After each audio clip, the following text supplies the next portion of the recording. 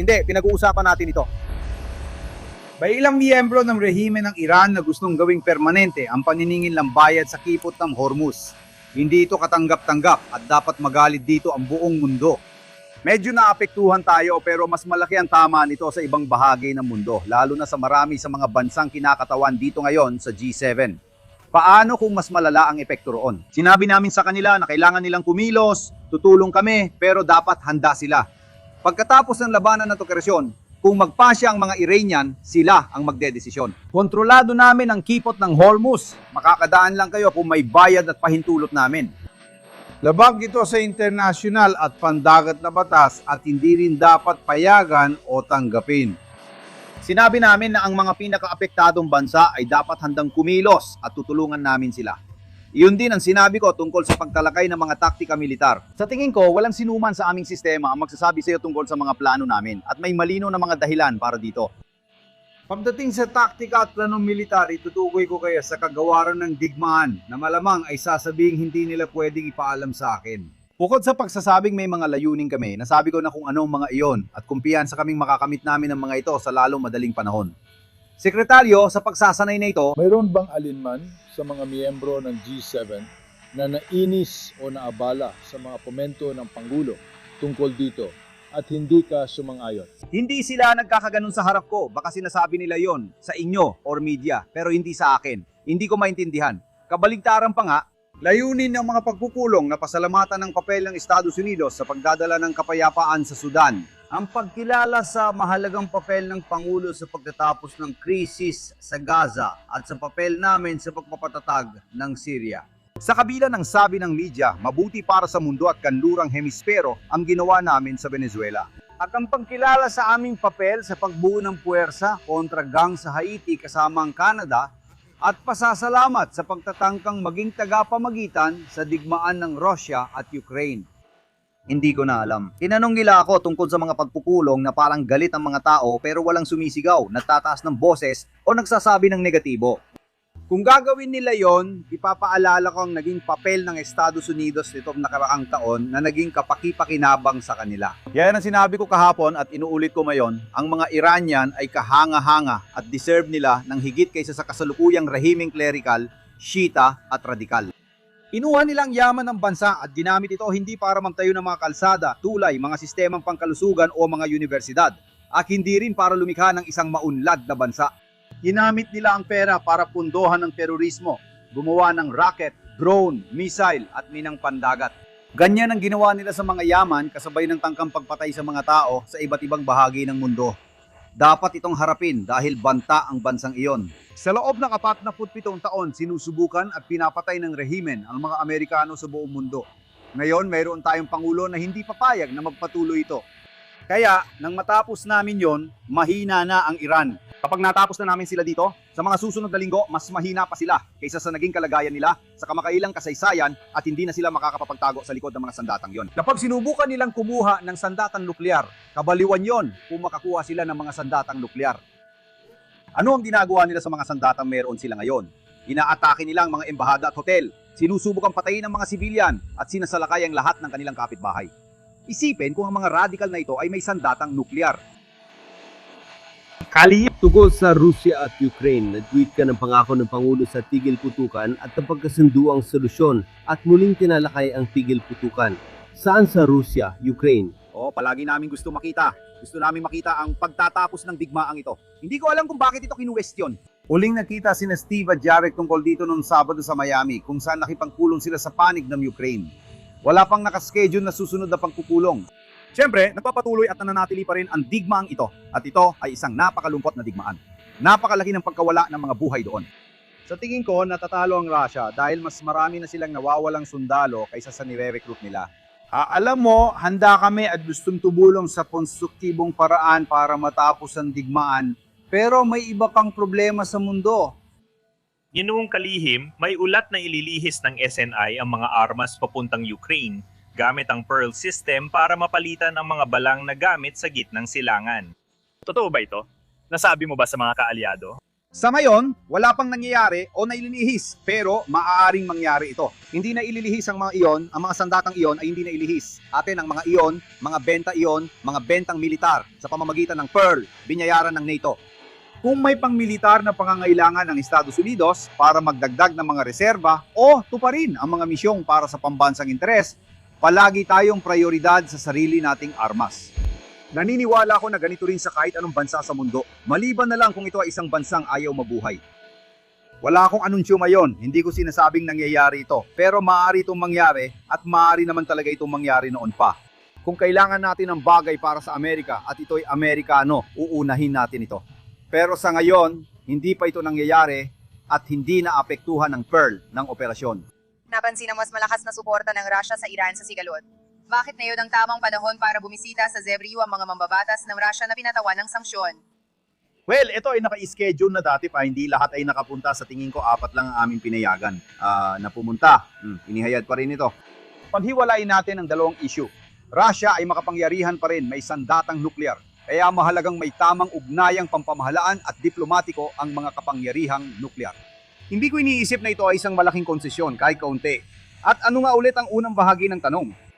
Tumaas ang suporta ng Russia para sa Iran.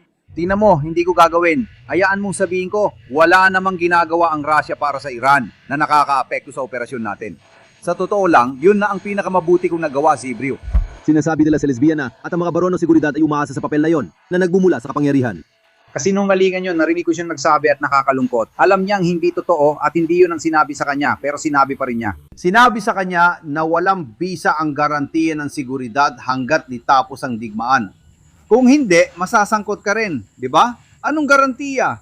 Ang mga tropa na handang makialam at kumilos, ang pampapatupad dito ngayon ay nangangahulugang pangpasok sa digmaan. Malinaw na sinabi sa kanya na ang mga garantiya ng seguridad ay ibibigay lang matapos ang digmaan, hindi dahil sa pagbibigay ng teritoryo. Hindi ko alam bakit niya sinasabi yon. Hindi naman totoo. Tulad ng sinabi na namin. Sa panig ng Ukrainyano kung ano ang hinihingi ng mga Ruso, hindi namin ipinagtatanggol yon. Ipinaliwanag namin yon sa kanila. Nasa kanilang desisyon, hindi namin pwedeng magdesisyon para sa kanila. Hindi namin kailanman sinabi na kailangan nilang tanggapin o tanggihan. Ang papel namin ay unawain ang gusto ng magkabilang panig at maghanap ng kompromiso. Pero sa huli, Ukraine pa rin ang magpapasya. Kung hindi sila magpasya o magbigay, tuloy yung digmaan. Ganon din sa mga Ruso kung ayaw nilang magbigay ng konsesyon sa Ukranya.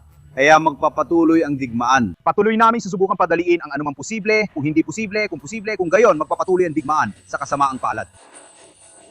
Mga tropa sa gitnang silangan. Nagbubilisan ng opisyal na nakatayo. At hulaan mo, okay.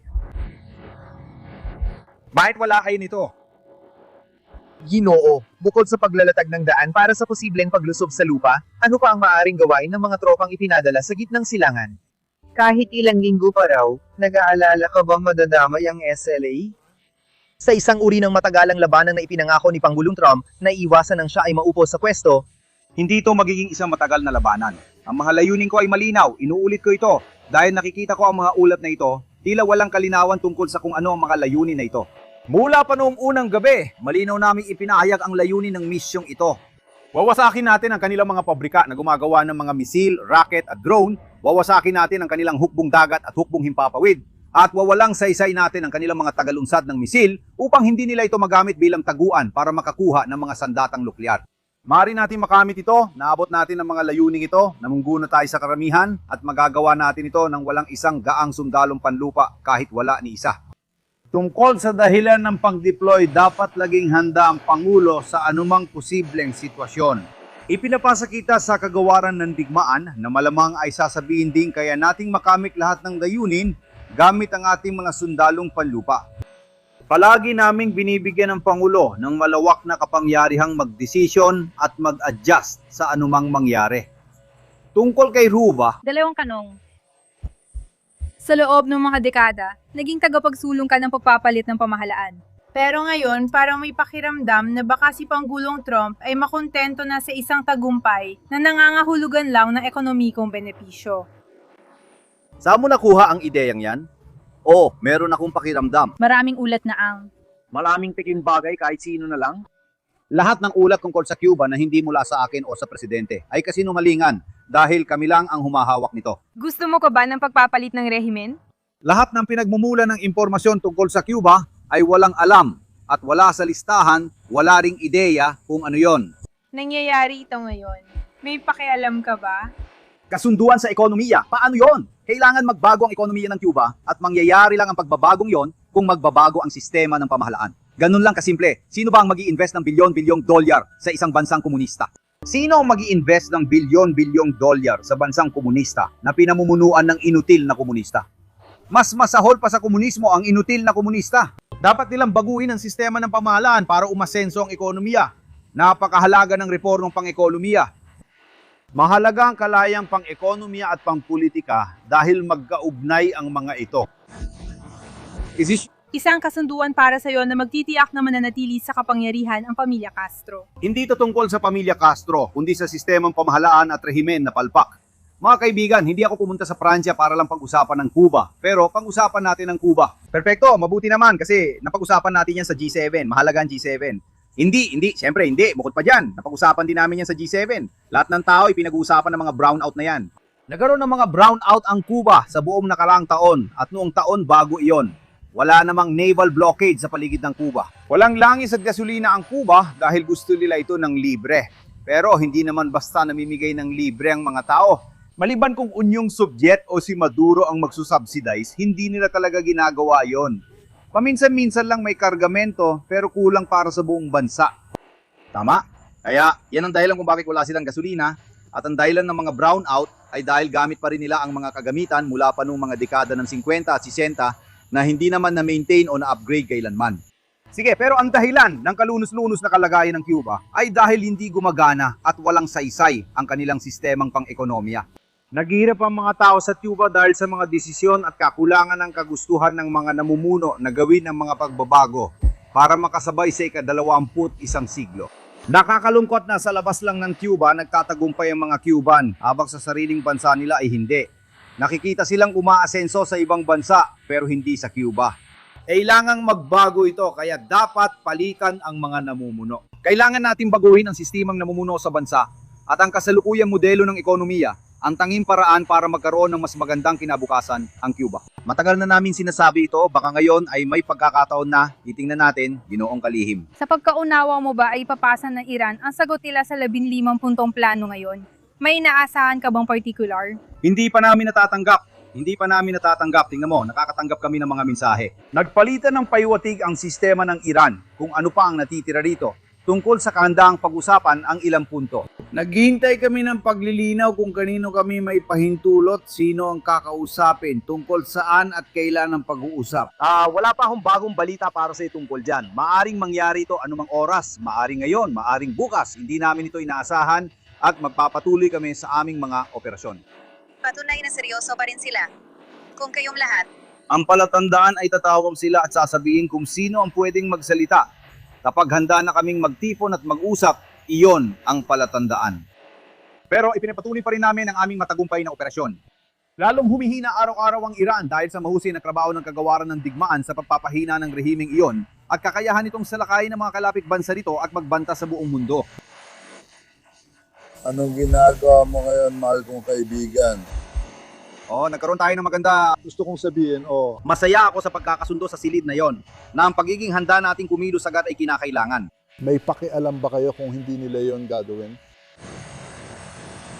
Baka may iba pa, hindi natin kakayanin. Hindi tayo humingi ng tulong sa digmaan. Malinaw na sinabi ng Pangulo na hindi tayo humihiling na may sinumang sumali sa digmaan o makisangkot dito o sa operasyong ito. Hindi namin hinihiling o kailangan yung mula sa ibang bansa. Ginagawa namin ang trabaho at ahead kami sa schedule. Hindi yon ang paksa. Ito ang pinag-uusapan namin. May ilang opisyal ng rehimen ng Iran na nagsasabing planong gawing permanenteng sarado ang kipot ng Hormuz. Hindi ito katanggap-tanggap. Dapat magalit ang buong mundo. Medyo naapektuhan kami pero mas malaki ang epekto nito sa ibang parte ng mundo. Lalo na sa mga bansa sa G7. Kapag sila ay lubos na naapektuhan, sinabi lang namin na kailangan nilang kumilos. Tutulong kami pero kailangan ninyong maging handa na kumilos dahil kapag natapos ang labanan at ang operasyong ito, ang mga Iranian ang magpapasya. Mayong kontrolado namin ang kipot ng Hormuz at makakadal lang kayo kung magbabayad at papayagan namin. Iyan ay illegal ayon sa pandaigdigang batas at bakas pandagat, kaya hindi dapat payagan. Sinabi namin na dapat handa ang mga pinaka-apektadong bansa na kumilos at tutulungan namin sila. Yan ang sinabi ko ngayon at maganda ang pagtanggap sa mensaheng yon. Narinig mo ba ang sinabi ng Ministro ng Ugnayang Panlabas ng Iran? Sa summit ng Karapatang Pantaw sa UN, inakusahan niya ang ZEWA at Israel ng Iranian genocide. Okay, sige, eksperto siya sa pagpatay ng lahi, eksperto sila dyan. Kasi, alam mo, sila ang nagpupundo ng terorismo sa buong mundo at pumatay na sila ng libu-libong tao. Tingnan niyo ang gitnang silangan, mga kaibigan. Lahat ng problema sa gitnang silangan ay nagmumula sa Iran. Hezbollah, Iran, mga milisyang Shia na sumisira at nagbabanta sa Iraq, Iran, Hamas, Iran, ang mga Haldes, Iran, si Assad. Noong nasa Syria ako, Iran, sa tanging pagkakataon, saan ka man tumingin, sila ay nasa likod ninyo. Sila ay puwersang mapanganib at masama na dapat labanan at pahinain. Sa West Bank, ano ang iyong pag-aalala sa karahasang ginagawa ng mga settler sa mga Palestino? Nababahala kami tungkol dito at naipahayag na namin ang aming pagkabahala at naniniwala kaming may ganon ding pagkabahala sa pamahalaan ng Israel. Nakita mo ba ang ulat na may ilan sa kanila na umatake sa puwersa ng seguridad ng Israel? Sa proseso nito, malinaw na tinututulan ng Pangulo ang anumang pagbabago sa status quo sa West Bank. Maraming nangyayari ngayon pero mahigpit naming binabantayan ang isyung ito. May konsekwensya ba kung magpatuloy ang pag-atake sa mga Palestino? Sangayon ako, naipahayag na namin ang aming pag-aalala, pati ang mga Israeli. May mga grupong tulad ng mga settler at delinkwente sa kalsada na umatake sa puwersa ng seguridad ng Israel, kaya tiyak nakikilos ang gobyerno tungkol dito. Amlanges. Nakipag-usap ako sa kanya ngayon tungkol sa pondo para sa pagkumpuni ng planta nuklear ng Chernobyl. Nangako na ng pondo ang mga Iugano, pero walang obligasyon. Hindi pa namin ito napag-usapan ngayon, pero alam kong nadidiscuss na dati. Kaya wala pa kaming desisyon kung paano tumulong. Tungkol sa pansamantalang pagtanggal ng parusa sa langis ng Russia, gusto ko lang malaman kung totoong pansamantala ito at ano ang plano at schedule para dito. Sa tingin ko, matatapos ito sa ika-9 o ika-10 ng Abril. Tungkol lang ito sa langis sa dagat at wala kami nun. Hindi ito permanenteng pulisya ng Estados Unidos. Gagawa kami ng pagbabago kung kailangan batay sa pandaigdigang kalagayan, pero sa huli, hindi namin yung gagawin. Hindi rin ipinahiwatig ng Pangulo ang pagnanais na tuluyang alisin ang mga parusa. Ito ay may kinalaman, pangunahin sa langis na nasa dagat na at papunta, halimbawa sa China, sa mas mababang presyo. Ngayon, ang pagkakaiba lang ay mabebenta pa rin ng langis kahit paano, depende kung mas maraming bansa ang makabibili nito. Para mabawasan ang presyon ng pandaigdigang pag-aalala sa operasyon ito. Alam ko na may usapan tungkol sa multinational na koalisyon pagkatapos ng labanan sa kipot ng Hormuz. May G7 bang bansa na nakausap mo na nagbigay ng paunang pangakong isasali ang kanilang sandatahang lakas? Sa tingin ko, lahat ay nangakong seryoso sila at naunawaan ang pangangailangan at maaaring kailangan nilang makibahagi rito. Sa tingin ko, bahagi ng kalituhan noong mga unang linggo marahil sa media o sa ibang mga forum ay ang ideya na hinihiling namin na magsimula ito kaagad. Nakikita namin itong kailangan pagkatapos ng labanan. Wala akong pakialam sa sinasabi ng Iran. Yung mga unang oil tanker na dadaan sa kipot matapos ang operasyon ay kailangan GP escort o hindi sila ma-insure. Kaya dapat kumilos ang mundo. May isa pa tayong problema. Paano kung magdesisyon ang Iran o ang namumuno doon? Maninigil kami ng toll sa lahat ng dadaan. Kundi, pasasabugin namin kayo.